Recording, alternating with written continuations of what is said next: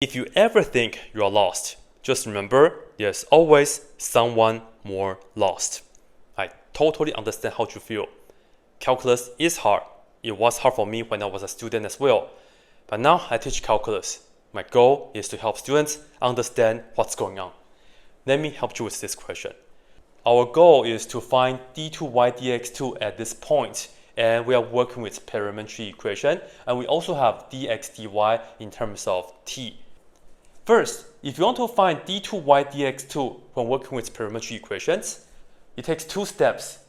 Step 1, we are going to take the derivative with respect to t of our first derivative of dy dx like this.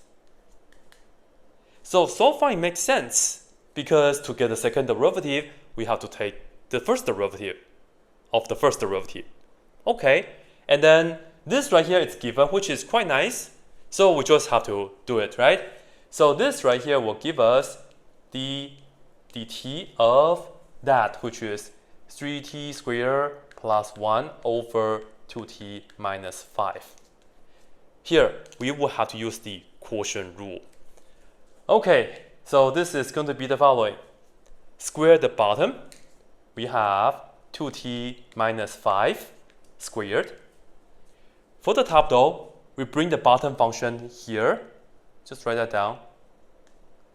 And then we multiply by the derivative of the top function. Derivative of 3t squared will bring the 2 to the front, minus 1, we get 6t. Derivative plus 1 doesn't matter, just 0, so it's 6t. Then minus the top function, which is 3t squared plus 1. And then we multiply by the derivative of the bottom. Derivative of 2t minus 5 is 2. So that's the quotient rule. Now let's simplify this a little bit. Here, distribute the 6t, we get 12t squared and then minus 30t.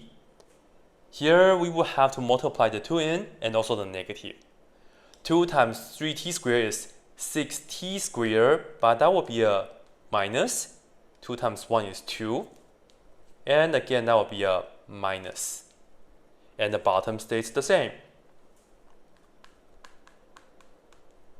For the top though, we see we can combine this and that together. So 12t squared minus 6t, we get 6t squared minus 30t, and then minus 2 over 2t minus 5, and then square. That is the first step.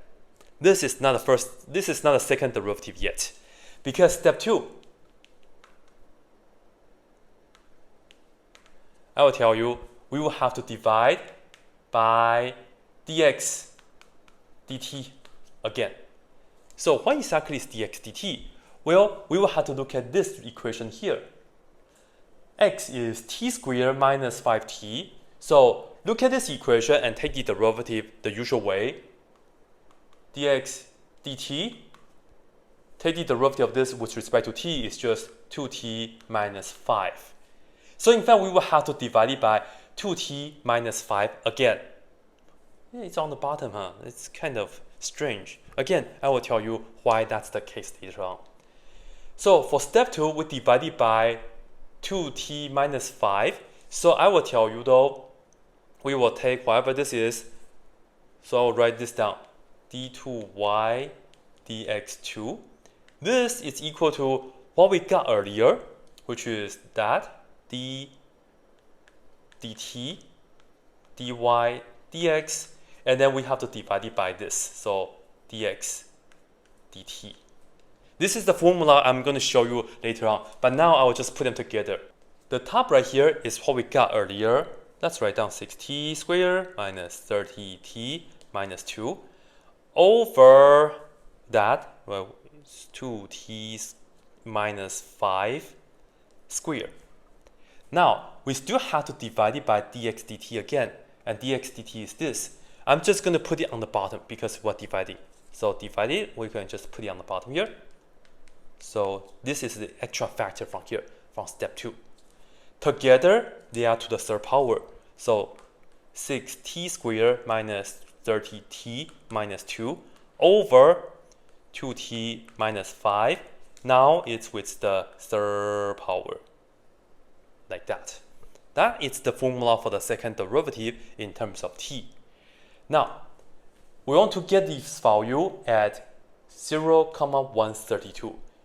0 is the x, and then 132 is the y. But this right here is in terms of t, so we will also have to figure out what t is. Let's do it right here. So here, we are going to start with the x equation because it's just a quadratic, it's slightly easier. When x is equal to 0, we can put 0 in here, and then make that equal to t squared minus 5t. And then we can solve for t from here by factoring out the t, and then t minus 5 is 0. So this means we get either t is equal to 0 or t is equal to 5. But we don't have two possibilities. We only have one t that we are going to use. Which one though? Here, we also will have to make sure that at the t value, y is equal to 132. So, if you plug in 0 for t into the y equation here, y is equal to 2. That's not what we want. But if you plug in 5 into all the t here, y will be 132. Let me show you that real quick. Y is equal to 5 cubed plus 5 plus 2. It is going to be 132. So this is a t value that we are going to use. And right here we have the formula for d2y dx2 in terms of t. So all we have to do now is to plug in 5 into all the t's and then work that out. So d2y dx2 at t equals 5. This is going to be 6 times 5 squared minus 30 times 5, and then minus 2 over 2 times 5, and then minus 5, and then to the third power.